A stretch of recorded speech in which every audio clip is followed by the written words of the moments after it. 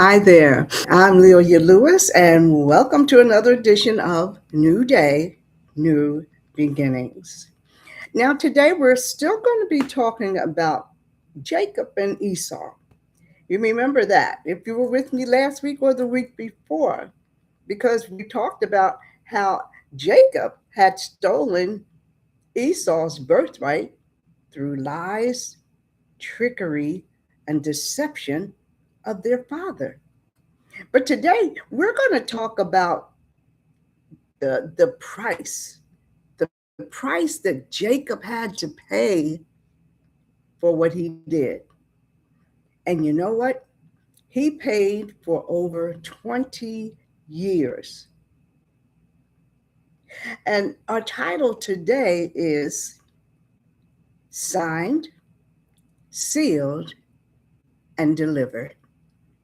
And as we go through this lesson today, I want you to think about your own scenarios, your own self, your own issues. What's on your mind? What's stressing you out? What are you battling? What are you fighting?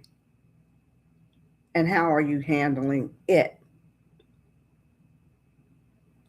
Because it's all about how you handle things to settle them. We know that. So I ask you, is it something you think that you can handle alone? I doubt it. We always have things we think we can handle alone. But in the end, we find out we're not doing anything at all. We're not handling it. We're having a hard time. And it's not always obvious. A lot of times when we do things or try to handle things, it's not always obvious that it's God trying to direct us. So when you think about your scenario and your situation, ask yourself or just tell yourself, maybe I need to get a little help here, or maybe I just need to let go and let God handle it. And like I said, sometimes, we give credit to the devil for a lot of things, especially things that are negative to us. And we always think, oh well, that's just the devil, and we give him credit when in actuality, he may not have anything to do with it at all. You may think the devil's testing you when in reality, it's God trying to prepare you, to get you ready, to even train you up for what you need to do.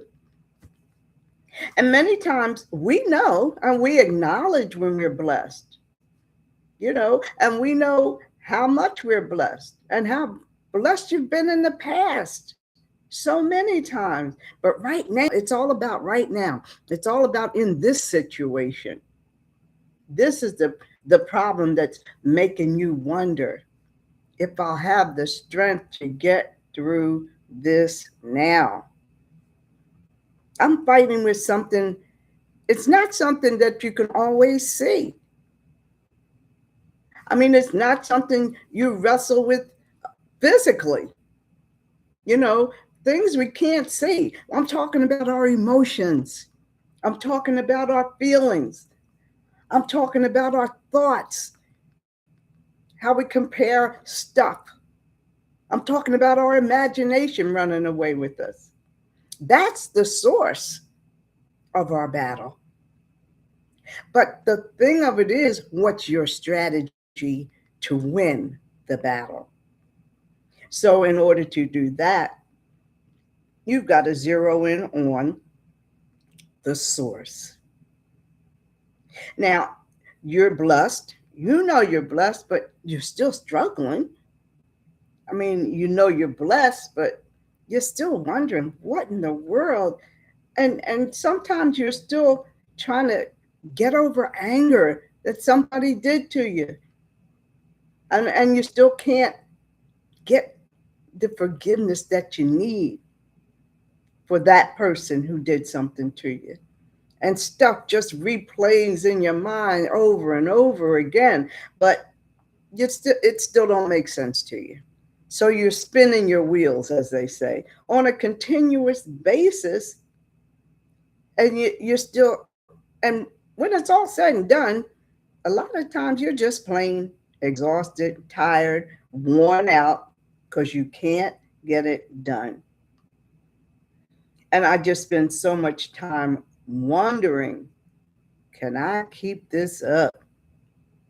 You know, and if God gave it to me, why can't I keep it up? But the good news is if God started it, then he's going to finish it. The pressure's on him. But if you tried to do something all by yourself, I can take care of this, I can handle this, and you try to do it on your own, well, then it's up to you to finish it. It's all on you. But if it comes from God, he'll keep it going.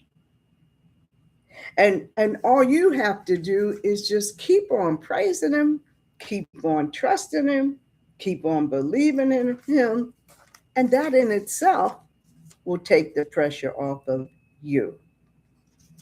And so many of us, we live the same as Jacob did, grabbing for something, grabbing for something.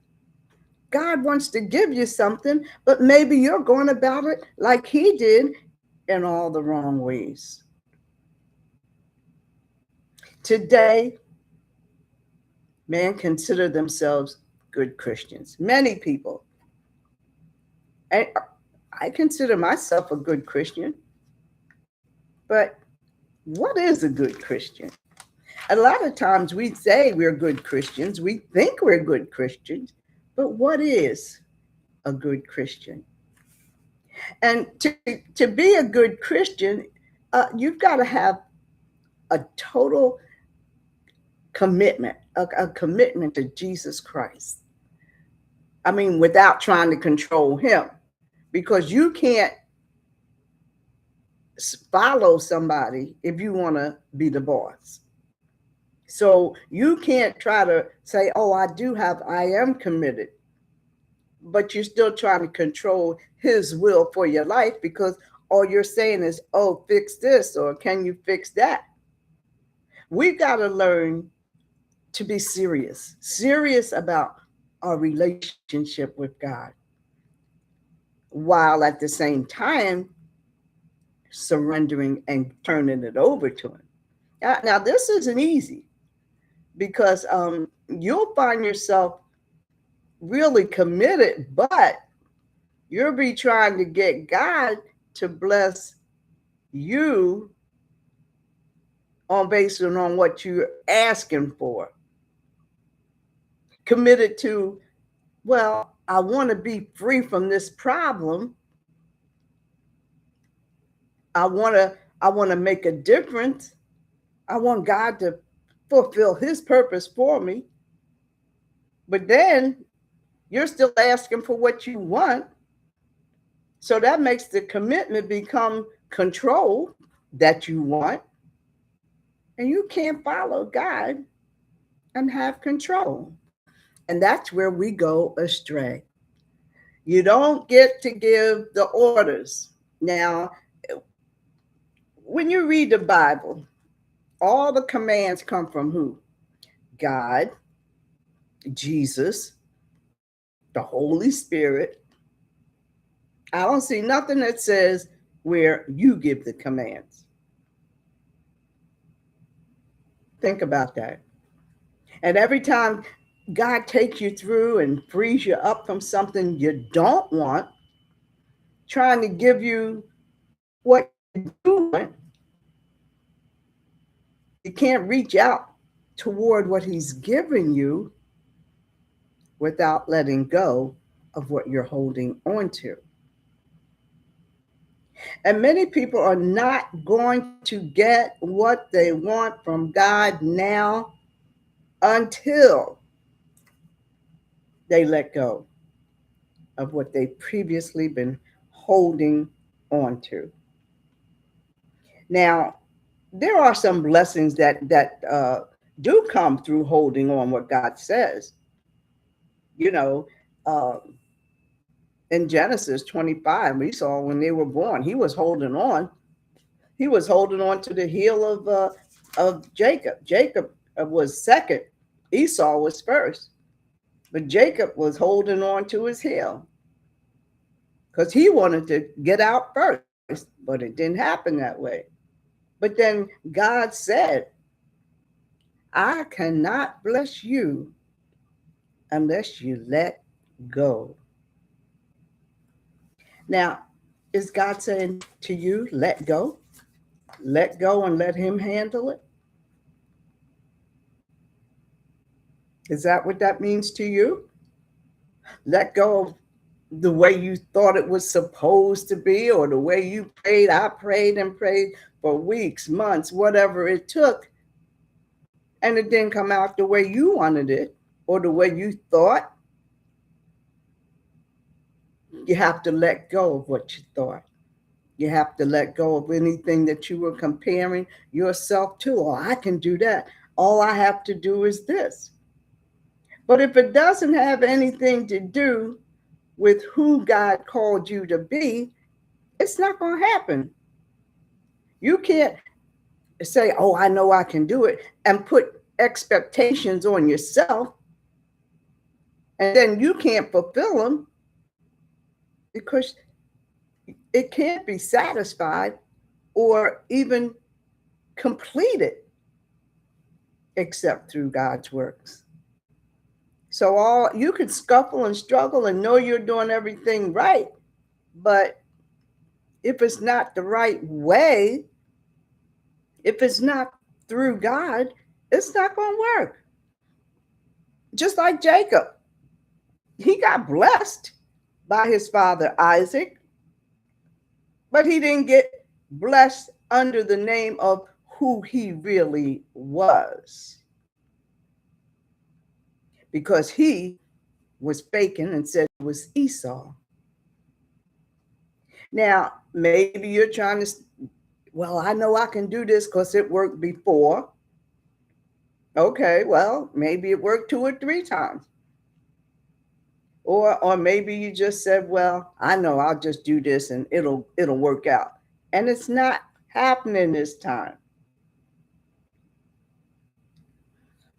And in Genesis, what is it? Genesis 32, verses 8 and 9.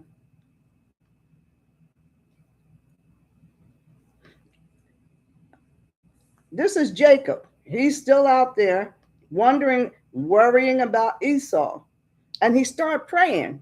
And he said in verse 9, oh, God of my father, Abraham and Isaac, the Lord, which said unto me, return unto thy country and to thy kindred. That means your brothers, your family. And I will deal well with thee. Now, already that right there told Jacob what he had to do to get out of his situation. That was his battle, scared to death that Esau was coming. Well, he knew Esau was coming to kill him, but he worried about that all his life almost. And anytime, because he did what he wasn't supposed to, he had on Esau's clothing and disguised himself. His father was blind, so he couldn't look at him and see it wasn't him. So he fed him what he wanted to eat and gave him his favorites and wore some of his brother's clothes and disguising himself. That doesn't come from God. God didn't make him to be disguised, make anybody to be anywhere in disguise. Disguising yourself just for acceptance or approval will never fly. God said, I don't need you to be somebody else. I don't need you to be somebody else just so you can get a blessing.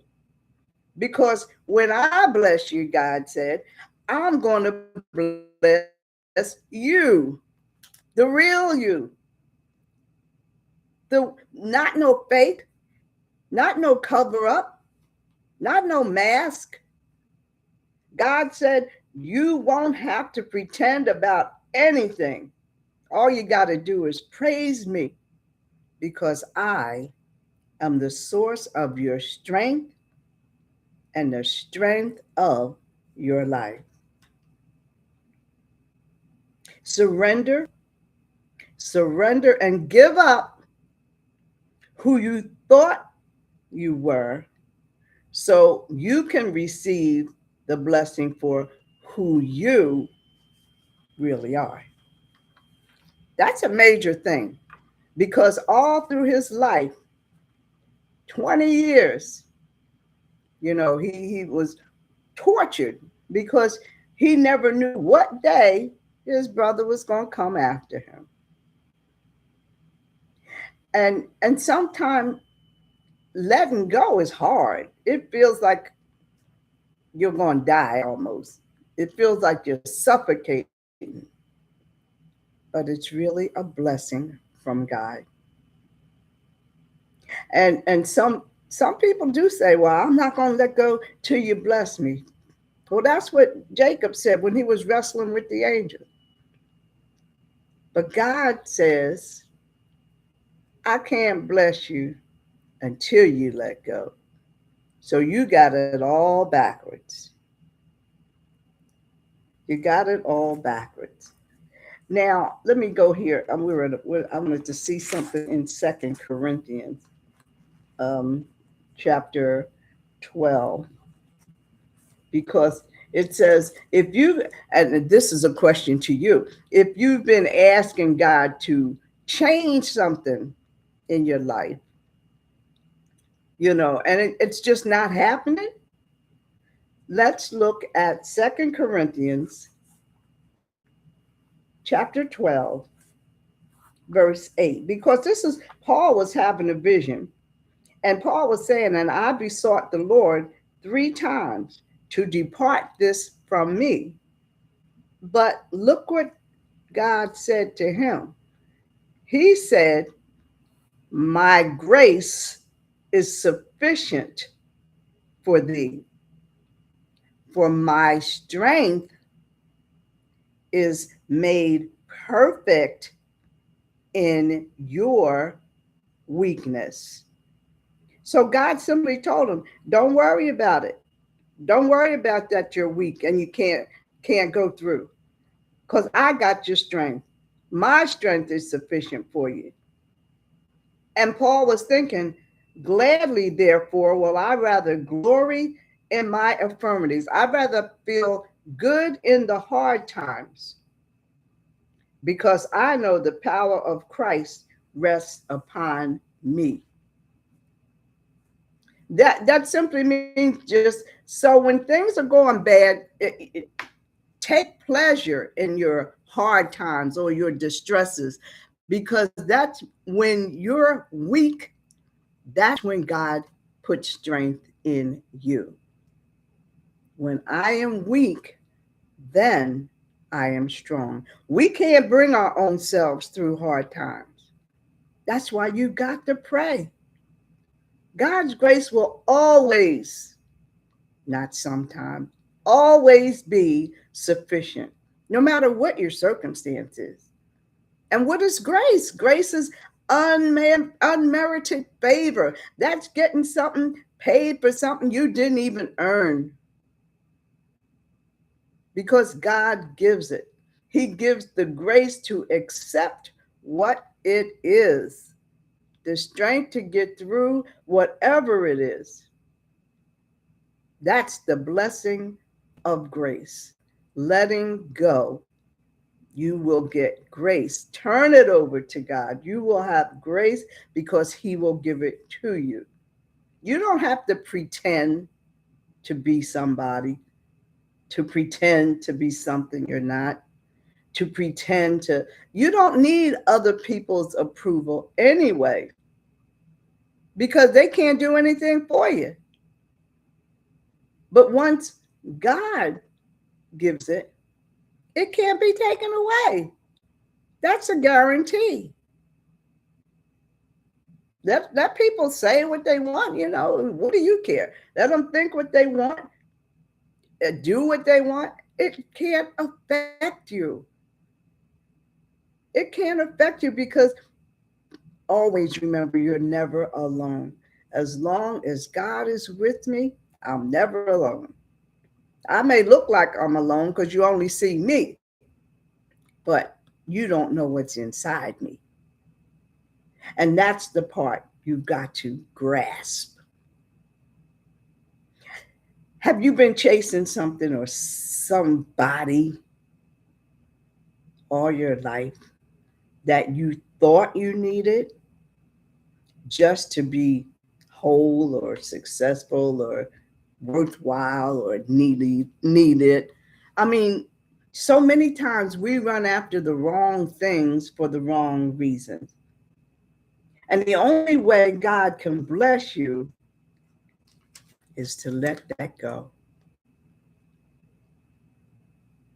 And whatever has you up at night or waking up in the middle of the night or whatever the constant goings on in your minds, if you have shame, you have guilt, whatever it is. Genesis 33, it says, Jacob prayed. He prayed to God that this thing would clear up for him. For more than 20 years, he worried and wrestled with this in his mind.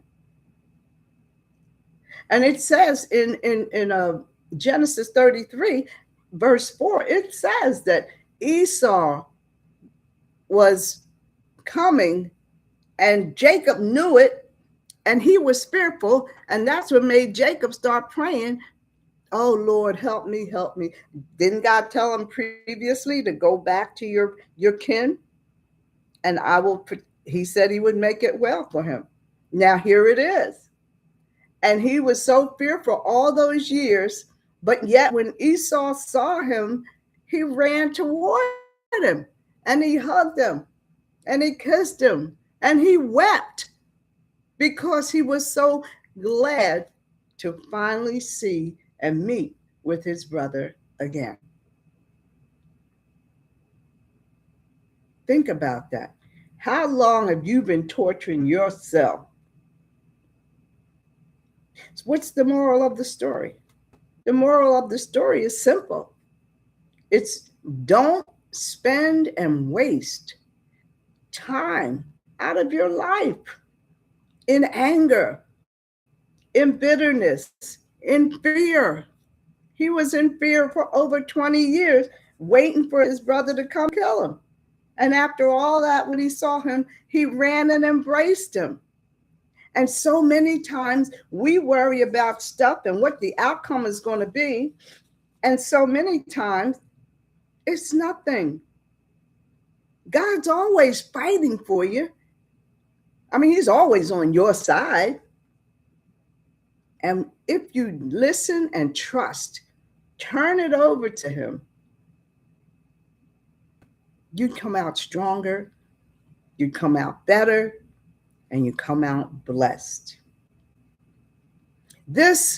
Once you do this, that's your time of grace. That's your time for unmerited favor from God. It'll give you new opportunities. It'll give you peace. And it all will be signed, sealed, and delivered. Letting go will take you to a place you've never been. Such freedom. Your sleep will become peaceful. Your mind will become peaceful. And God says, every time you think about your problem, think about Jacob. Pray to me. Think about Jacob. That's what he ended up doing. And when you pray, expect me to direct you to the next step. Expect me to put you to the next level. This is God telling you to do this, not man. Man can't tell you to do anything because he can't do anything for you. Every time you feel hurt, pray. Pray for forgiveness if somebody hurt you, not only for them, but for yourself. To receive what God has for you in the future, you can't afford to hold on to grudges. You can't afford to hold on to anger. You can't afford to hold on to guilt. If you believe that you are truly blessed, just keep reminding yourself, because I'm blessed, I expect God everywhere I go, and I accept everything in between. So no matter how it turns out, if God's handling it, what do you know? You know it's for your good, because everything that God does, He does for our good. And my closing words for today are: let go, let God change your life, and that'll be signed, sealed, and delivered. And until next week, I'm Lelia Lewis. Thanks for joining me.